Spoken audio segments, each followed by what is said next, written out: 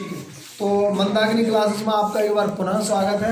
और हमने कल हिंदी के जो पेपर था इंटरमीडिएट और उसके अलावा जितनी भी एग्ज़ाम आते हैं उनमें कुछ ग्रामर की महत्वपूर्ण चीज़ें कराई थी। आज उन चीज़ों में कुछ जो रह गया था दूसरा पार्ट करा रहे हैं। रहने वाली चीज़ें थी समास, उपसर्ग, प्रत्यय, विलोम शब्द और पर्यायवाची वो अलग चीज है, मुहावरे, ये कुछ चीजें रह गई हैं। इसके अलावा संस्कृत, ये हिंदी की ग्रामर में रह गया था। इसके अलावा संस्कृत की बात करें, संस्कृत में लकार और विभक्ति के बारे में कुछ चीजें रह गई थी। इसके अलावा जो चर्चा करेंगे हम हिंदी में ही हम करेंगे गद्यांश और पद्यांश। गद्यांश और पद्यांश के अर्थ या व्याख्या के बारे में संदर्भ से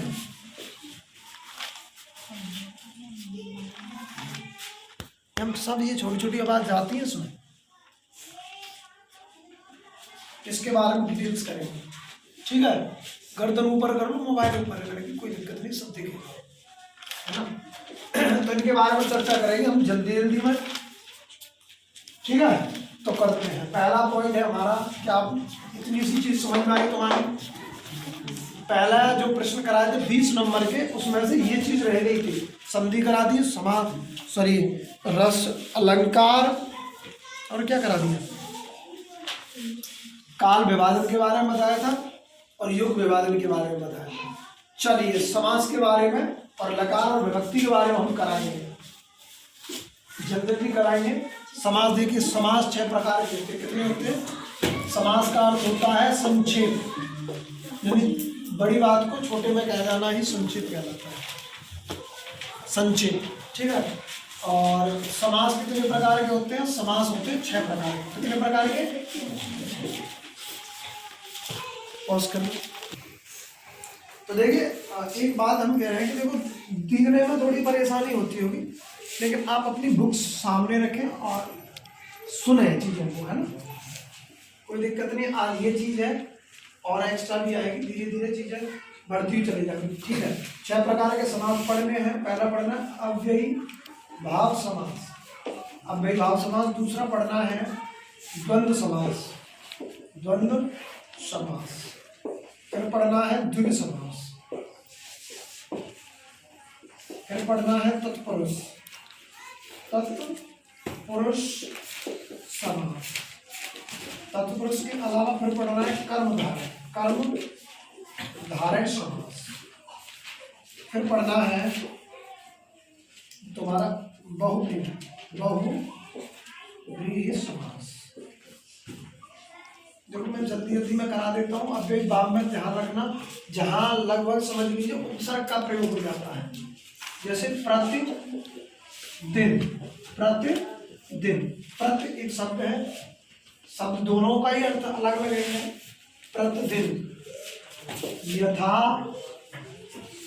शक्ति, यथा शक्ति, पहले को प्राथमिकता दी जाती है, ध्यान रखना, है ना। ये या उपसर्ग में समझ में आता है तो जैसे अधि लगाकर शब्द बनाओ, अधिकार, अधिवास, ऐसे शब्द बनते हैं ना, ऐसे ही इसमें उपसर्ग का प्रयोग किया जाता है अव्ययी भाव समास में।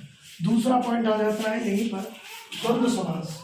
अच्छा, अव्ययी भाव में ये भी ध्यान रखेंगे, द्वंद्व समास और अव्ययी भाव में, द्वंद्व समास में 2 विलोम शब्द होंगे, जैसे माता, माता, माता का विलोम क्या हो गया? पिता का। ये चिन्ह लग सकता है, बीच में कौन सा चिन्ह लग सकता है? ये चिन्ह लगेगा। ये इसका अर्थ ये भी हो सकता है माता और पिता। विग्रह करेंगे, विग्रह का मतलब उसको खंडन करेंगे, बांटेंगे। तो अच्छा ध्यान रखेंगे, अगर आ जाता है माता माता तो ध्यान रखेंगे फिर समास कौन सा हो जाएगा? अव्ययी भाव समास हो जाएगा। क्या आप मेरी इतनी सी बात समझ पाए? नेक्स्ट, समझ पाए हैं? गर्दन हिला रहा है, समझ। द्विग समास, द्विग समास में देखिए द्विग का मतलब गिनती के बारे में होगा, जैसे चौराहा, चौराहा, अष्टाध्यायी, अष्टाध्यायी किसकी रचना है? पाणिनि की रचना है, जिसमें संस्कृत ग्रामर के बारे में बताया गया है ना। अष्टाध्यायी, इसमें 8 अध्याय है, ठीक है। तो समझ में आया, जहाँ गिनती के बाद चौराहा तिराहा है ना, ये जो गिनती के बारे में बात होगी वो इसमें होगी। विलोम शब्द की बात इसमें होगी, उपसर्ग की बात इसमें होगी। तत्पुरुष, इसमें कारकों कारक चिन्हों का प्रयोग होगा, जैसे राजकुमार, राजकुमार, राजकुमार का विग्रह करेंगे, राजा का पुत्र, राजा का कुमार, ठीक है। क्या आप इतनी सी बात समझ पाए हो? ठीक है। इसमें कारक चिन्हों को का, की, के, ने, पर, में, ये सारे प्रयोग किसमें होंगे? तत्पुरुष समास में होंगे। कर्मधारय में कर्म की प्रधानता विशेष और विशेषण के बारे में आएगा, जैसे नील कमल, पीतांबर भी बोल देते हैं कभी, ऐसा नहीं है। नील और कमल, देखिए कमल क्या है, इनका विशेष है, और नील क्या है, विशेषण, इसकी विशेषता बता रहा है ना। पीतांबर, पीत माने विशेषण शब्द है, और ये क्या है, विशेष है। अंबर, अंबर क्या है, विशेष। पीतांबर, अंबर का मतलब यहाँ वस्त्र से होगा, किससे होगा? पीला है जिसका वस्त्र, ठीक है। नील गाय, नीली है जो गाय, नीली है जो गाय, यानी कर्म की प्रधानता के बारे में बताया। बाहुली समास में ध्यान रखना, देवी देवताओं के बारे में वर्णन होगा, देवी देवताओं के बारे में, है ना। जैसे मतलब इसका इसमें जैसे गजानन, गजानन का एक अलग अर्थ होगा बहुब्रीहि में। गजानन का मतलब गणेश जी, ठीक है। मुरलीधर, मुरली को धारण करने वाले, कौन? भगवान। इसका अलग ही अर्थ निकलेगा, ठीक है। ये समास हो गया। क्या इतनी सी बात आपके समझ में आई है? इतनी सी बात समझ में आ गई, ठीक है। हाँ, आगे अब आ जाते हैं उपसर्ग पर। किस पर आ जाते हैं? उपसर्ग। उपसर्ग के बारे में देखेंगे, उपसर्ग के बारे में देखें आप। उपसर्ग में ध्यान रखना, आगे शब्द लगेगा, आगे आगे कुछ दिया होगा वो पीछे वाले में जोड़ना है, शब्द बनाना है, एक अलग शब्द बनाना है, सार्थक शब्द जिसका रिजल्ट निकले। जैसे अन, अन क्या है? उपसर्ग है। अन को आगे जोड़ना है, क्या जोड़ना है? अन के बाद में पढ़ जोड़ दिया तो क्या हो गया? अन। क्या आप इतनी बात समझ पाए? अन जान, अन जान, क्या आप इतनी बात समझ पाए हैं? ये उपसर्ग से बना हुआ शब्द है, इसमें उपसर्ग कौन है? अन, ठीक है, ठीक है। अच्छा, प्रत्यय बाद में जोड़ा जाता है। प्रत्यय कहाँ जोड़ा जाता है? प्रत्यय हालांकि 2 प्रकार का होता है, कृदंत और तद्धित। कृदंत में क्रिया के आगे जोड़ा जाता है, और तद्धित में क्या हो जाता है? किसी शब्द के आगे जोड़ा जाता है, ठीक है। जैसे सुंदर, सुंदर क्रिया तो नहीं है, सुंदर के बाद में फिर पीछे जोड़ा जाता है। किसी सार्थक शब्द के कहाँ जोड़ा जाता है? पीछे जोड़ा जाता है सार्थक शब्द। क्या आप इतनी सी बात समझ पाए हैं? समझ पाए हैं। जैसे देखें सुंदर, सुंदर, सुंदर के पीछे ता शब्द जोड़ दिया, ता प्रत्यय है, तो क्या बन गया? सुंदर, है कि नहीं? समझ में आ गई ये चीज? यहां तक किसी बच्चे को कोई दिक्कत है? इसमें आई प्रत्यय जोड़ दीजिए। क्या प्रत्यय? कोई आई प्रत्यय जोड़ेंगे तो क्या होगा? कठिन कोई शब्द जोड़ दो तो क्या हो गया? कठिन। कहने का भाव ये है कि इसमें दिया होगा कि ता प्रत्यय से, वा प्रत्यय से, वट प्रत्यय से जुड़कर बनने वाले 2 शब्द लिखे हैं। वट, बनावट, लिखावट। पन शब्द देख लीजिए, पन से बचपन, लड़कपन, है ना। पा शब्द से देख लीजिए, बुढ़ापा, है ना। तो ये क्या है? प्रत्यय पीछे जोड़ते हैं। आगे मुहावरे, मुहावरे शब्दों में ध्यान रखना, जिस शब्द के पीछे, जिस वाक्य के पीछे, वाक्य के पीछे ना शब्द जुड़ा हो, ना शब्द जुड़ा हो, वही क्या कहलाता है? मुहावरा। जैसे घबरा जाना, घबरा जाने का मतलब घबराने से संबंध क्या है? ध्यान रखना। जैसे 4 ऑप्शन दिए हो तो यह मुहावरा की पहचान क्या है? जिस शब्द के पीछे ना जाता है, ईद का चांद हो जाना, ये मुहावरे में आते हैं।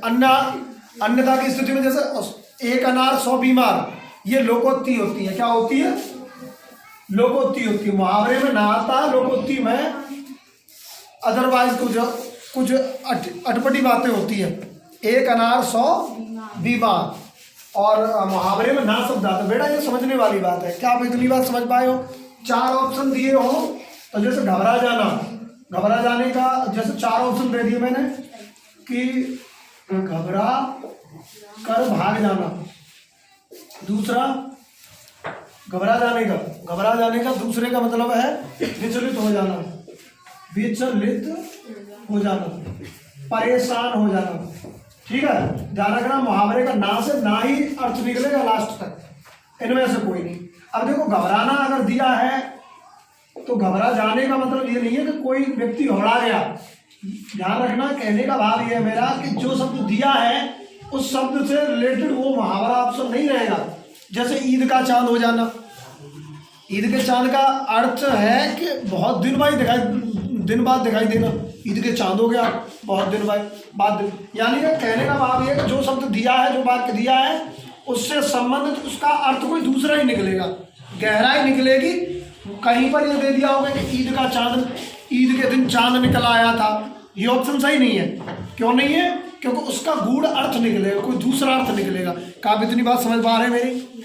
ठीक है, तो ये घबराने वाला तो ऑप्शन होगा, परेशान हो जाना ही इसका ऑप्शन होगा। ठीक है, तो ये मुहावरे हो गए। पर्यायवाची विलोम का, विलोम में तुम्हें बता ही दिया कि मैंने, जब मैंने द्वंद्व समास कराया था तो विलोम करा दिए थे। ठीक है, अच्छा पहचान ये है मेरे प्रिय बच्चों, 2 प्रकार की चीजें हैं, एक होता है तद्भव और एक होती है तत्सम। एक होता है तद्भव और एक होता है तत्सम। आप मेरी बात को समझ पाएंगे, कैसे समझेंगे, जैसे मैं बताऊंगा। देखें, तद्भव और एक होता है तत्सम। तत्सम होता है संस्कृत वाले शब्दों के लिए और तद्भव होता है हिंदी वाले शब्दों के लिए। किसके लिए? हिंदी वाले शब्दों के लिए। और अगर विलोम शब्द पूछा है तत्सम में दे दिया है, किसमें दे दिया है? तत्सम में दे दिया है। किसमें दे दिया है? तत्सम में, संस्कृत में दे दिया है। किसमें दे दिया है? संस्कृत में दे दिया। इसको पॉज करना है, अब बात मत करो यार, अभी थोड़ी देर पहले ही समझा था। हाँ भाई, अब आ जाते हैं तत्सम पर। तत्सम में देखेंगे भाई यहाँ इंपोर्टेंट बात क्या है। ऐसे तो तुम सभी समझ जाएंगे कि साहब विलोम शब्द क्या होते हैं, लेकिन तत्सम में संस्कृत के शब्द आते हैं। जैसे अग्र, अग्र का विलोम ज्ञात करें, अग्र का विलोम ज्ञात करें। देखो मैं ऑप्शन से लिखता हूं, आप समझेंगे। पश्च, पीछे, आगे पीछे, इनमें से कोई नहीं, इनमें से। तो समझने वाली बात यह है कि अगर ये तत्सम वाले शब्द में दे दिया है विलोम वाला, तो इसका तत्सम में ही विलोम होगा।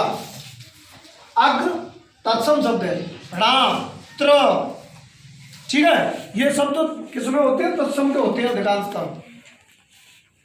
घृणा, ठीक है, तो अग्र का मतलब होगा आगे, और अग्र का मतलब आगे, आगे का पीछे होना चाहिए। लेकिन हमें कहना, मेरा कहने का मतलब ये था, विलोम कर तो सब लेते हैं, इंपोर्टेंट तथ्य ये है कि अगर तत्सम में दिया है तो तत्सम में उसका विलोम होगा। किसमें होगा? तत्सम में। अग्र का पश्च ही आंसर सही है, पीछे नहीं होगा। अगर विलोम ये दे देता, खराब है अगर विलोम दे देता कि आगे का विलोम ज्ञात करें, तो पश्च नहीं होता, पीछे सही होता। क्या आप मेरी तीसरी बात समझ पाएंगे? दोबारा मेरी बात फिर सुनेंगे। देखो, रात्रि का विलोम ज्ञात करें, तो ऑप्शन में रात, निशा, बिजली, इनमें से कोई। तो रात्रि एक तत्सम शब्द है। रात्रि एक ऐसा शब्द है, तत्सम शब्द है। रात्रि को जो विलोम होगा वो भी तत्सम में ही आएगा। भाई रात भी है उसमें ऑप्शन में, और निशा भी है। निशा सही नहीं, रात नहीं रहेगा, रात नहीं रहेगा इसका।